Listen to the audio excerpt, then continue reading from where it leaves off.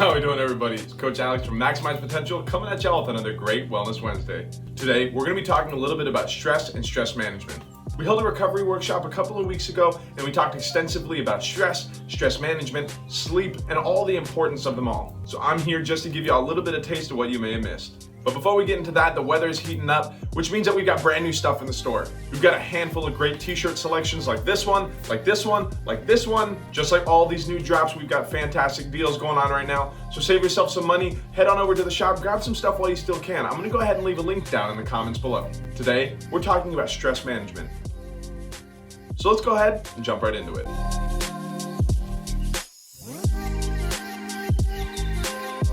So what exactly is stress?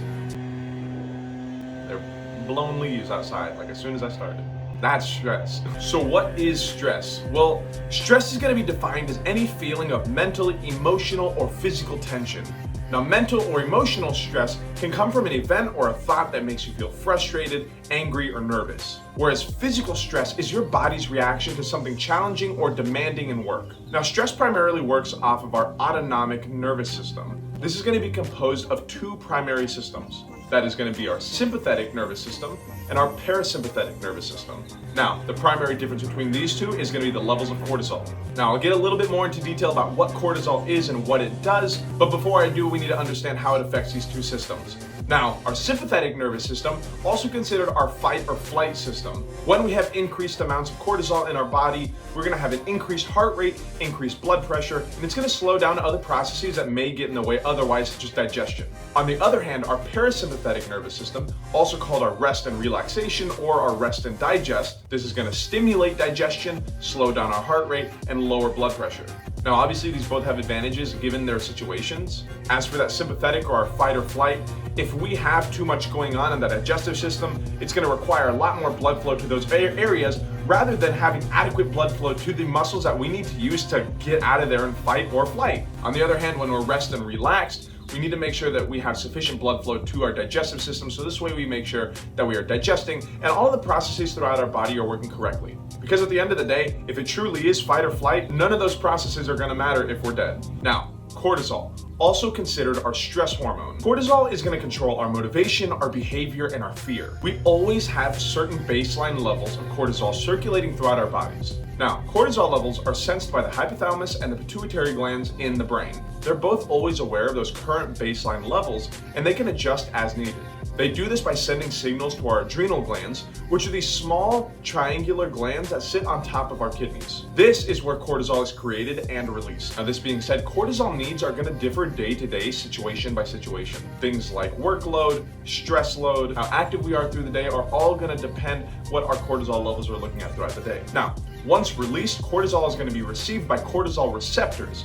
Now, these are present in the majority of the cells in the body, and the location of the receptors decide how it's going to be utilized. So for example, if your body is on that high alert, our cortisol can alter or even shut down certain functions that get in the way. This could include things like our digestive system, our reproductive system, or even our immune system. Now, even though cortisol is known as a stress hormone, it can still have many other functions, such as managing how our bodies uses macronutrients, aiding in the decreasing of inflammation. It's going to help regulate blood pressure. It's going to help increase our overall blood sugar. It also plays a large role in controlling our sleep and wake cycle. And again, depending on the situation, can boost energy so that you can handle stress and restore balance afterwards. This being said, just like any other process or hormone, cortisol levels can also become out of whack. This leads us to different types of cortisol dysfunctions. In order to visualize this, I'm going to go ahead and use a 4-point cortisol curve. This type of graph is used commonly in the clinical field and helps reveal cortisol levels throughout the day and allows healthcare providers to more pinpoint issues with the adrenal glands and their function. Now, for this first graph, it's going to show a normal rise in cortisol production within the first 30 minutes of waking up. Cortisol levels are slowly going to drop throughout the day, where they reach their lowest point at the very end of the day when we go to bed. Now, this being said, the graph does not show it, but our cortisol levels do waver throughout the day. They are going to go up, they are going to go down, and they normally rise with digestion and meal times. Now, graph number 2 is going to reveal an overall higher than normal cortisol production. This can result from prolonged stress demands. General symptoms from this can include feeling tired but wired, craving food, insomnia, and anxiety. Now, this being said, I don't like demonizing food, and there are some foods that can have some small anti-stress properties. For example, pistachios have a natural level of melatonin. So if you're feeling a little extra stressed specifically later on at night, go ahead and grab yourself a handful of pistachios. This won't be enough to put you to sleep, but it is going to be enough to slowly bring down those cortisol levels. Now, graph number 3 is going to represent the pattern for chronic fatigue.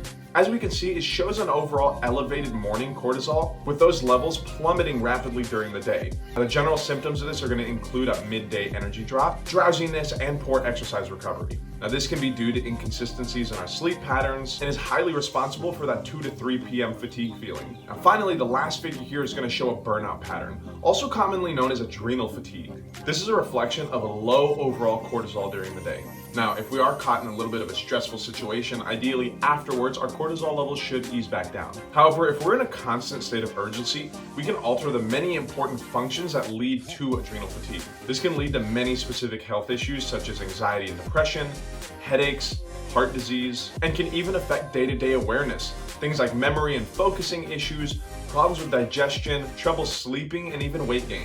If y'all would like a little bit more insight about how cortisol affects the body, I would highly recommend the book Why Zebras Don't Get Ulcers. This was written by Dr. Robert Sapolsky, who is a biologist from Stanford University. The title is going to refer to Sapolsky's idea that for animals such as zebras, stress is generally episodic, such as running away from a lion. Cortisol levels will go up as they run away, and as they escape, cortisol levels will drop back down.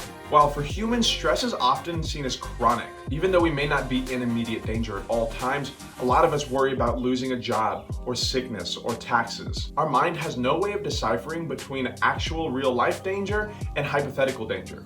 Therefore, many wild animals are less susceptible than humans to chronic stress-related disorders such as ulcers, hypertension, Alzheimer's, and even diabetes. Now, this finally brings me to how are we going to manage stress? As I mentioned earlier, we are not wild animals. We do have things to worry about, such as sickness, such as job security. So we have to find ways to manage that stress. Now, the first way that we can manage stress, and probably my favorite, is to be out in nature. According to a 2019 study by the Frontiers of Psychology, spending just 20 minutes outside connecting with nature can help lower stress hormone levels. In this study, researchers asked 36 people to spend 10 minutes or longer, at least 3 days a week, for 8 weeks in an outdoor environment. They advised them to not use any technology and to interact with nature. The settings could vary anywhere from a yard to a public park to green areas near the place of work. They also either walked or sat during their nature time. Spending at least 20 to 30 minutes immersed in nature setting was associated with the biggest drop in cortisol levels. If you'd like to see similar results, the use of technology should be limited as to stay mentally present. This proves to be hard for us now as much of our lives are caught up within social media.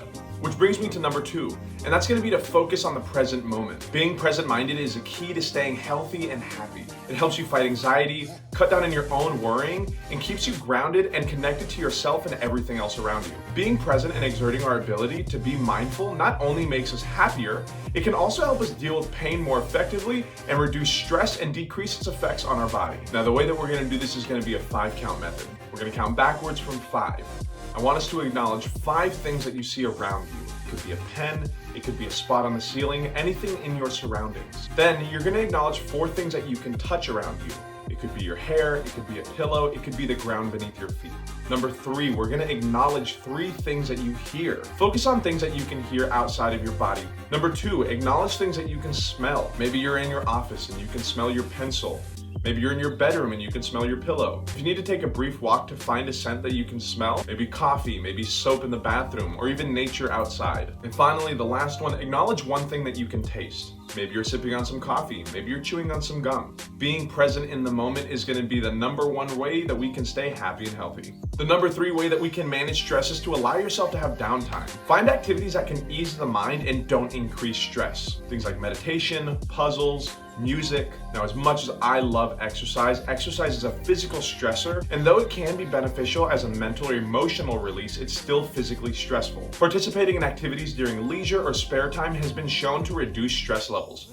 For instance, one study showed approximately 75% of participant cortisol levels were lowered after making art. This study also showed that prior experience wasn't needed to reduce stress. A more recent study in New Zealand actually found that engaging in creative activity can lead to an improved sense of well-being that may have long-lasting effects. Participants felt a higher positive effect on their mood and sense of flourishing after days where they engaged in more creative activity. Now, while there are many mental health benefits that relate to hobbies on your own, group or team hobbies can also also be shown to provide important opportunities for social connections, friendship, and support. Research has shown that adults who regularly participate in some kind of activity are less likely to experience symptoms of depression, anxiety, and stress. The number 4 way that we can manage stress is take a break from social media. There's a specific theory called the displaced behavior theory. It states that people who spend more time in sedentary behavior, such as social media use, have less time for face-to-face social interaction, both of which have been proven to be productive against mental health disorders. On the other hand, social theories found how social media use affects mental health by influencing how people view,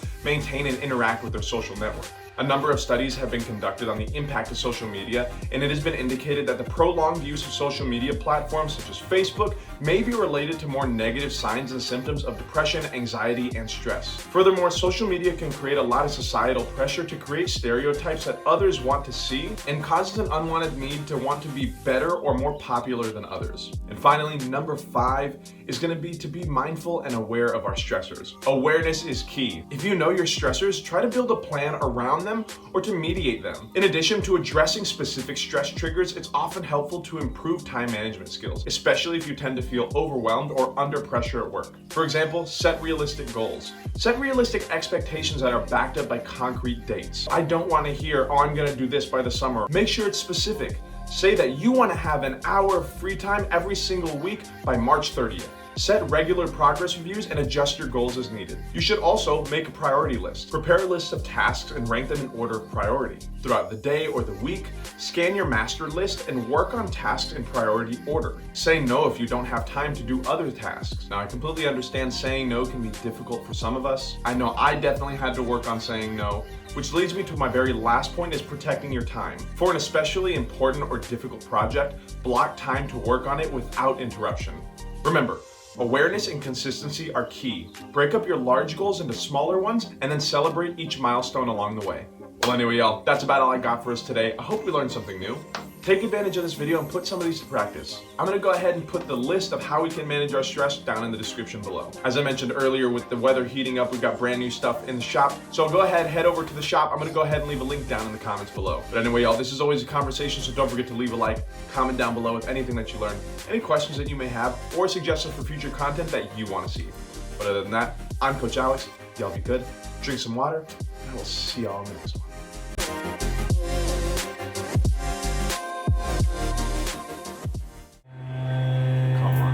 So what is stress?